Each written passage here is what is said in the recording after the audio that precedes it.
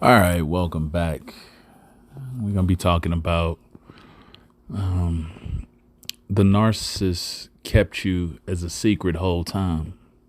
And many of you may be thinking, what does this mean? How was that? You've attended family functions with them. You went around friends. You were seen with the narcissist on many occasions. You've been seen around people they knew possibly. But the way a narcissist manages supply, because it's not a relationship, okay? And that's the biggest thing that most of you have to understand, your supply. And the way that they manage supply is to always make sure that they're capable of making you interchangeable.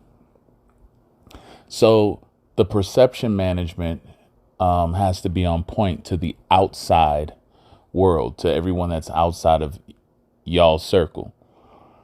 So the way they do this is, for you, they build you up, everything on the inside, and this means while you're behind closed doors. Okay, you're there. They're gonna make it seem like you guys are in a committed relationship, that they really want to be with you, and they're trying hard, and they're doing all of this stuff, and y'all will go out, you'll do things together. You'll have fun, you'll do certain things, and it won't be all good, of course, as we know.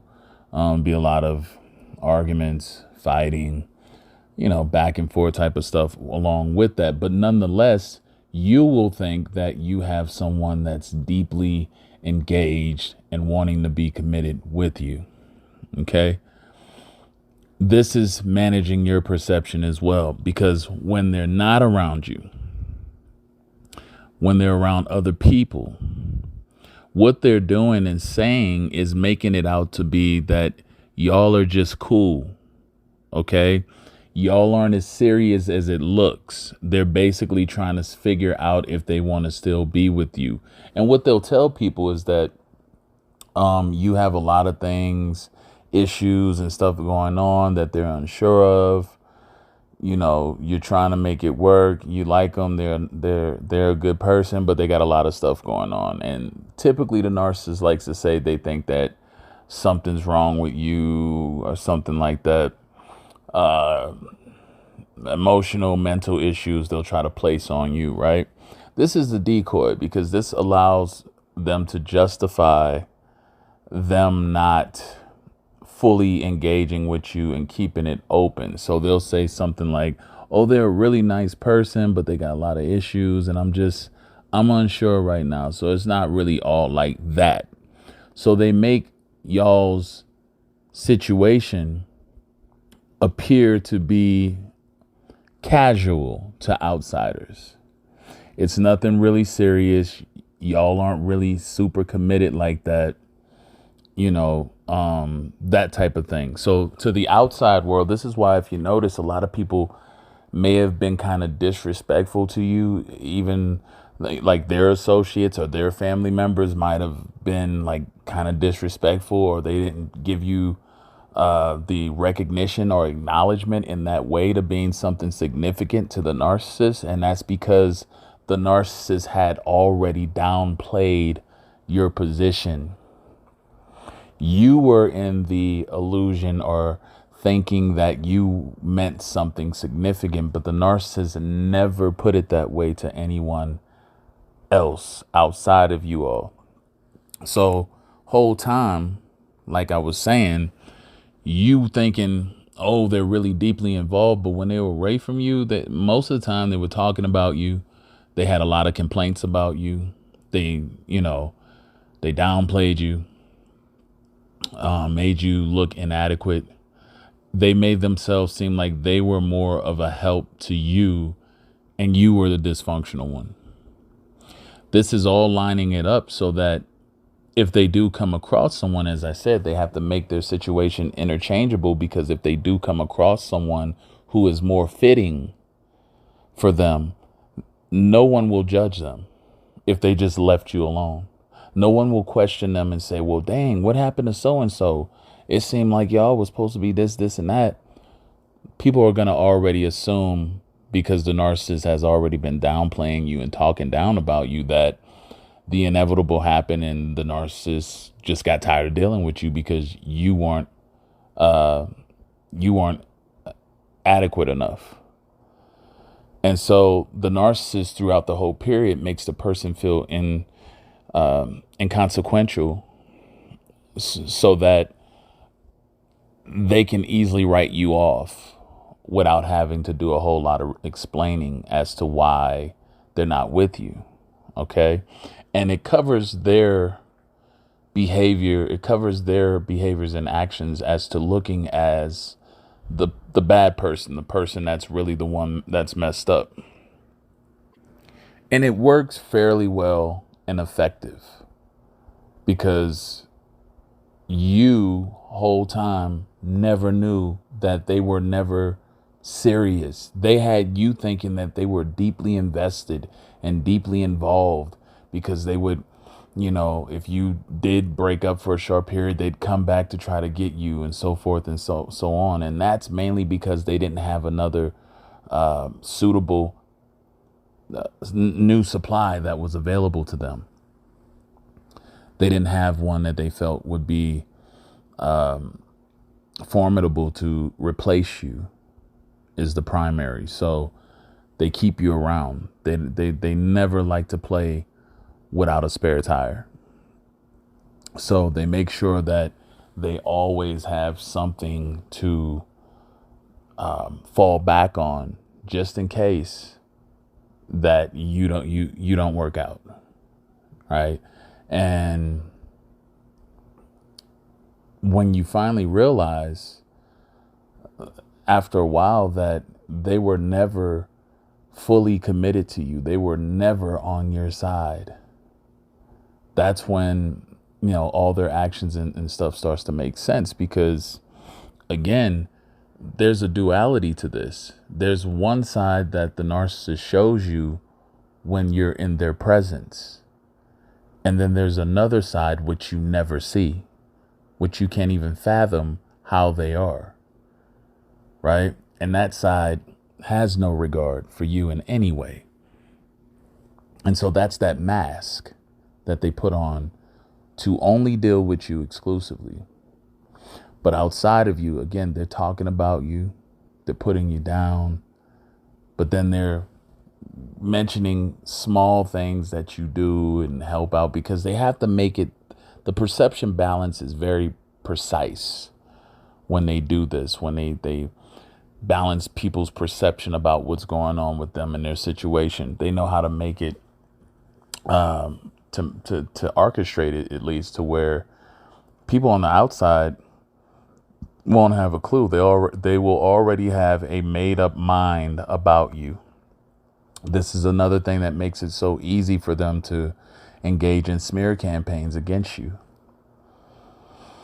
afterwards, because they've already put you out there to be, someone who's inadequate and has issues. So that when everything comes falling down, no one's really paying attention. No one really cares. And they're going to be more on the narcissist side, like, oh, well, it's good you did get rid of them. You probably didn't need them anyway. So people will help to justify the narcissist's actions based on all the groundwork that the narcissist does beforehand with these individuals with these types of supply. So when they do get a primary, you're never a significant factor to them. You just have a position that is most useful to them. That's all it is. And they will guard and protect that position that you're in to try to keep you in it as long as possible. But in no way, make no mistake, in no way does it serve to be anything significant to them. You're not. So it's not really you that they're trying to save, or it's not you that they really want, or that they're trying to get back when you do leave and stuff like that. It's the qualities and traits that you possess that they want. They don't want you per se. They can give a damn about you, but it's how you are, how you do certain things for them, and your ways and stuff like that. That's all they care about. The person, they don't even, they can do away with the person. They don't see any significance, at least, towards the person in that instance. It's about what that person does, what they can do well that the narcissist enjoys and likes. So that means if the traits you had was on someone else totally different, they'll take them. That's why it's so interchangeable. They look for certain things that best suit them and best fit them for what they need, which means it's very easy to get rid of you once they can't get it out of you anymore. You have no value. You serve no purpose anymore. There's no need to hang on to you if they can't get that. Right? So, again, it's not about you. It's about the qualities, the things that make you you, that you possess, that they try to hang on to so long. And so that's why you have to be very selective in who you give yourself to, not as in physical wise, but your virtues, your qualities. Those things are valuable. And if you're just giving them out, if you're a loving person and you're loving to everyone, you're selling yourself short. These virtues and qualities are supposed to be reserved for those who are truly deserving and have just as much value to be able to get it. Right? You're not going to see people that just going by Bentleys and Rolls Royces on an everyday basis. You have to be in a certain tax bracket to afford those type of things. And so the things and the features that those particular vehicles come with are going to be in a lot of ways different than what you can readily get a hold of. So if you know you're at a higher value, you have to make yourself, you have to put yourself and reserve yourself as that. You can't just put yourself out there. And that's why the narcissists, that's how they get away with that so easy, is because they manage to swindle you out of, it's like selling a Rolls Royce or a Bentley to someone with no credit, no money down, nothing. But yet you're still doing business with them. On average, someone walks in, first time car buyer, don't really have the money up front, but they're trying to get finance for one of those type of vehicles. They're going to politely walk them out the door because they know you can't afford this, and you probably won't be approved for this. So that's how you got to deal with certain people. A lot of you deal with narcissists and individuals, and they have no equal exchange of worth, of value, and yet you're putting yourself out there to them,